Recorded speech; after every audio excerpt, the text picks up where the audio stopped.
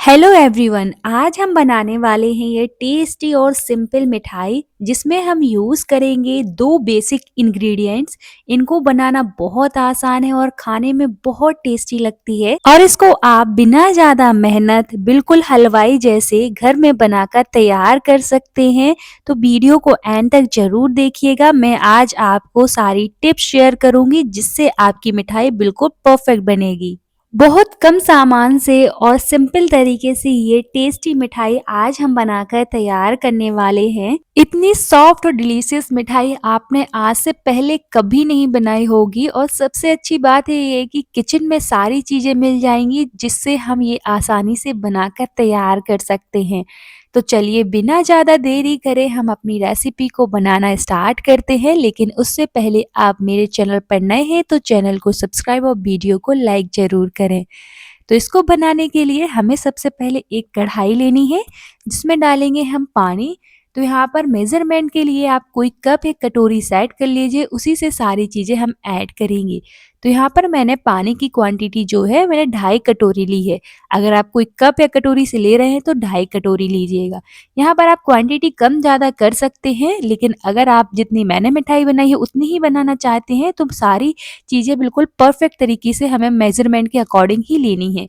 उसके साथ 1 चम्मच डालेंगे हम चीनी, साथ ही में हम डालेंगे इसमें थोड़ा-सा चुटकी भर नमक, ज़्यादा नहीं करना है, बस थोड़ा-सा ही ऐड करेंगे। इसके साथ जाएगा इसमें 2 चम्मच ऑयल। तो रिफाइंड ऑयल का यूज़ करेंगे, यहाँ पर आप घी का भी यूज़ कर सकते हैं, बिल्कुल ऑप्शनल है। घी या फिर रिफाइंड ऑयल में से आप दोनों चीज़ों में से एक को यूज़ कर सकते हैं। बस इतनी सी चीज़ें डालनी है हमें और इनको अच्छे से मिक्स कर लेना है। बिल्कुल घर में पड़े बेसिक से इंग्रेडिएंट से इस रेसिपी को बनाकर तैयार करेंगे। आपने आज से पहले ये रेसिपी कभी नहीं बनाई होगी।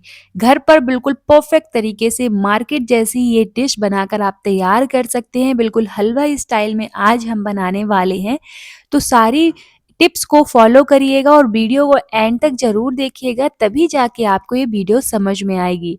तो जैसे ही अच्छे से चीनी घुल जाए तो इसी स्टेज पर हम इसमें डाल देंगे सूजी। तो सूजी आप कोई भी ले सकते हैं, मोटी या फिर बारीक वाली, जो भी आपके पास है आप उसका यूज़ कर सकते हैं। तो यहाँ पर मैंने 1 कटोरी सूजी ली है। जिस कटोरी से मैंने पानी डाला था उसी कटोरी से मैंने सूजी ली है 1 कटोरी, और आधा कटोरी हम इसमें लेंगे मैदा।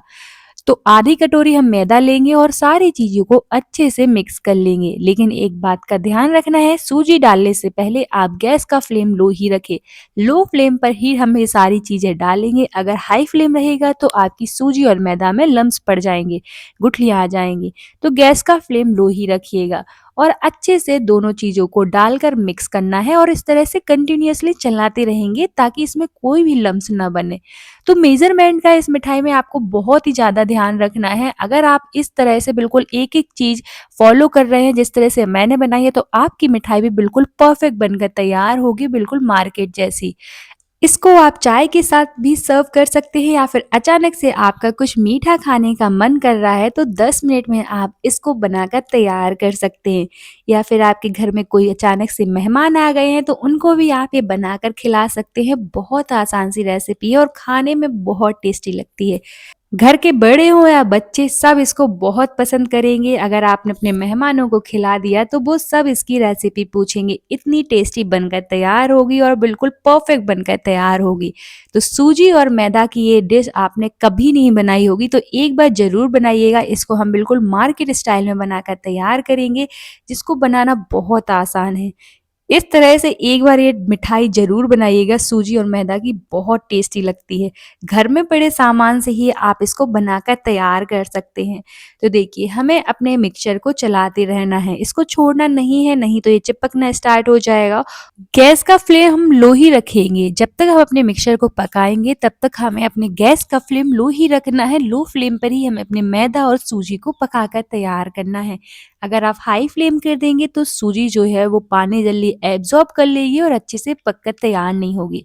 तो लो फ्लेम पर ही हम मैदा और सूजी को पकाकर तैयार करेंगे और तब तक चलाएंगे इसको जब तक कि कढ़ाई ना छोड़ने लग जाए। तो अभी ये बहुत ही ज़्यादा सॉफ्ट है, तो इसको हम थोड़ा-सा ड्राई करेंगे और जैसे ही ये कढ़ाई छोड़ने लग जाए उस स्टेज तक हमें इसको पकाना है। तो इस तरह से चलाते रहिएगा और अच्छे से मिक्स करते रहिएगा। तो यहाँ पर आप देख सकते हैं कि कितना परफेक्ट हमारा मिक्सचर बनकर तैयार हुआ है। बहुत आसान सी रेसिपी है, बिल्कुल सरल तरीके से आप इसको बनाकर तैयार कर सकते हैं। बस स्टेप बाय स्टेप जैसे मैंने बनाया है उस तरह से इसको ज़रूर बनाइएगा। और मेज़रमेंट के लिए कोई कप या कटोरी सेट कर लीजिए, जिससे आपकी मिठाई बिल्कुल परफेक्ट बनकर तैयार होगी। तो जो-जो मैंने जिस तरह से मैंने सारी चीज़ें ऐड करी हैं, बिल्कुल उसी तरह से ऐड करिएगा। तो देखिए इस तरह से यहाँ पर आप देख सकते हैं कि जो हमारा मिक्सचर है वो कढ़ाई छोड़ने लग गया है। सूजी से आपने कई तरह की मिठाइयाँ बनाई होंगी, लेकिन इस तरह से सूजी और मैदा की ये मिठाई आपने कभी नहीं बनाई होगी। तो एक बार ज़रूर बनाइएगा, बहुत टेस्टी लगती है। आप इसको कभी भी बनाकर तैयार कर सकते हैं और स्टोर करके भी रख सकते हैं।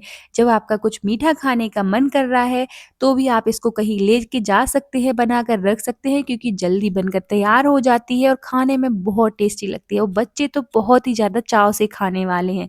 उसको चाय के साथ सर्व करिए, मज़ा ही आ जाता है। तो यहाँ पर आप देख सकते हैं कि जो हमारा मिक्सचर है बिल्कुल कढ़ाई छोड़ने लग गया है, बिल्कुल भी नहीं चिपक रहा है। तो इसी स्टेज तक जो है हमें पकाना है। जब कुछ इस तरह से ये अच्छे से कढ़ाई छोड़ने लग जाए, बिल्कुल भी ना चिपके कढ़ाई में, उस स्टेज तक हम इसको पकाएँगे। तो चलिए अब हम कर देते हैं गैस बंद और इसको हम ठंडा होने के लिए रखेंगे। तो देखिए कितना परफेक्ट हमारा मिक्सचर बनकर तैयार हुआ है, कितना अच्छा लग रहा है देखने में। तो सोचिए मिठाई कितनी टेस्टी बनकर तैयार होगी। तो चलिए अब इसको हमें ठंडा करना है। तो इसको आप किसी भी बर्तन में निकाल कर इस तरह से फैला दीजिए ताकि ये ठंडा हो जाए। तो इसको ठंडा हमें रूम टेम्परेचर पे ही करना है, इसको हम फ्रिज में नहीं रखेंगे, इसी तरह से छोड़ देंगे। 5 से 10 मिनट में ईज़िली ठंडा हो जाएगा। तो रूम टेम्परेचर पे ही हम इसको इस तरह से ठंडा करेंगे। तो इस तरह से फैला देंगे तो ये जल्दी ठंडा भी हो जाएगा। तो चलिए 5 मिनट के लिए छोड़ देते हैं। तो यहाँ पर देखिए 5 मिनट हो चुके हैं और ये अच्छे से ठंडा भी हो चुका है। तो चलिए अब इसमें हम कुछ चीज़ें ऐड करेंगे, जिससे हमारी मिठाई जो है वो बहुत ही ज़्यादा टेस्टी बनेगी। तो सबसे पहले यहाँ पर मैंने डाली है 1 चम्मच सफ़ेद तिल। तो सफ़ेद तिल को ज़रूर से ऐड करिएगा, इससे बहुत ही ज़्यादा अच्छा क्रंच आता है। साथ ही में 1 चम्मच दाने वाली हम शक्कर डालेंगे।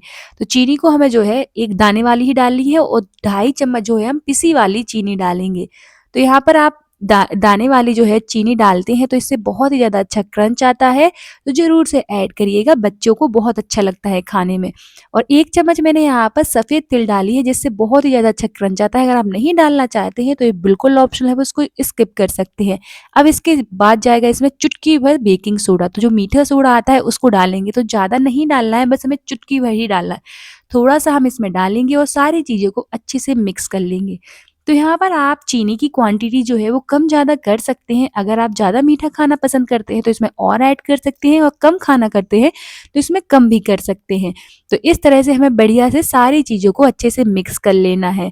तो बिल्कुल इसी तरह से बनाइएगा, आपकी मिठाई परफेक्ट बनकर तैयार होगी। तो देखिए इस तरह से अच्छे से हमें उसको डो के फॉर्म में तैयार करना है। सारी चीज़ों को अच्छे से मिक्स कर लेंगे ताकि जो हमने सारी चीज़ें ऐड करी हैं वो डो में अच्छे से मिक्स हो जाएँ और इस तरह से एक स्मूथ सा डो बनाकर तैयार कर लेंगे। अगर ये हाथों में इस तरह से चिपक रहा है तो थोड़ा-सा घी या फिर ऑयल लगा लीजिए ताकि ये चिपके ना। तो इस तरह से हमें बढ़िया से इसको मिक्स कर लेना है। इसी स्टेज पर यहाँ पर आप इलायची पाउडर भी डाल सकते हैं। अगर आपको इलायची का फ्लेवर पसंद है तो यहाँ पर आप इलायची पाउडर का भी यूज़ कर सकते हैं, ये बिल्कुल ऑप्शनल है। अगर नहीं है तो इसको स्किप भी कर सकते हैं। मैंने यहाँ पर इलायची पाउडर नहीं डाला है, बस इस तरह से देखिए हमें उसको चिकना कर लेना है। तो कितनी ईज़िली ये सारी चीज़ें अच्छे से मिक्स हो गई हैं। तो चलिए अब इसको हम देते हैं शेप। तो इसको हम सबसे पहले तो अच्छे से हाथ वॉश कर लेंगे और उसमें हम लगाएँगे ऑयल। तो मैंने यहाँ पर ऑयल लगा लिया है, घी या ऑयल लगा लीजिए, नहीं तो जो डो है वो हाथों में चिपकेगा और हम इसको बनाने में हमें प्रॉब्लम होगी। तो इस तरह से हम थोड़ा-सा पोर्शन लेंगे, जैसे हम रोटी बनाने के लिए लोइयाँ बनाते हैं उसी तरह से हमें बना लेनी है, लेकिन इसका साइज़ हम थोड़ा-सा ज़्यादा मोटा रखेंगे और थोड़ा बड़ा रखेंगे। तो इस तरह से हमें बढ़िया से उसको शेप देना है। तो इस तरह से हम पहले तो टिक्की की तरह बना लेंगे। अब इसमें हम करेंगे होल। तो ये बिल्कुल ऑप्शनल है, आप चाहें तो इसको इसी तरह से रख सकते हैं या फिर इस तरह से मेरी तरह पैन से या किसी भी स्टिक से उसको होल कर दीजिए, तो ये दिखने में भी अच्छा लगता है। तो मैंने यहाँ पर इसको इस तरह से होल कर दिया है। अगर आप नहीं करना चाहते हैं तो इसको स्किप भी कर सकते हैं। इस तरह से हम एक-एक करके सारी मिठाई को बनाकर तैयार कर लेंगे। तो देखिए इस तरह से हम पहले बना लेंगे, उसके बाद ही हम इसको फ्राई करेंगे। तो देखिए कितना परफेक्ट बनकर तैयार हुआ है। तो चलिए अब लेंगे हम कढ़ाई, जिसमें डालेंगे ऑयल। तो ऑयल में हम इसको फ्राई करेंगे। आप घी में भी फ्राई कर सकते हैं, बिल्कुल ऑप्शनल है, जिसमें भी आप चाहें, लेकिन हमें रिफाइंड ऑयल में ही इसको फ्राई करना है, सरसों के ऑयल में नहीं करेंगे। बस जैसे ही अच्छे से ऑयल गर्म हो जाए तो उसी स्टेज पर इसमें डाल देंगे। ऑयल अच्छे से गर्म होना चाहिए और इसको हम मीडियम टू हाई फ्लेम पर फ्राई करेंगे। मीडियम टू हाई फ्लेम पर फ्राई करेंगे, लो फ्लेम पर नहीं करेंगे। और इस तरह से बढ़िया से अलट पलट कर इसके गोल्डन ब्राउन और क्रिस्पी होने तक इसको फ्राई करेंगे। ये बाहर से क्रिस्पी और अंदर से बहुत ही ज़्यादा सॉफ्ट और जूसी बनकर तैयार होती है। तो देखिए इस तक इसका कलर कितना अच्छा आ गया है। तो इसी स्टेज तक हमें इसको पकाना है और निकाल लेंगे और इसको हम सर्व कर लेंगे। तो ज़रूर बनाइए।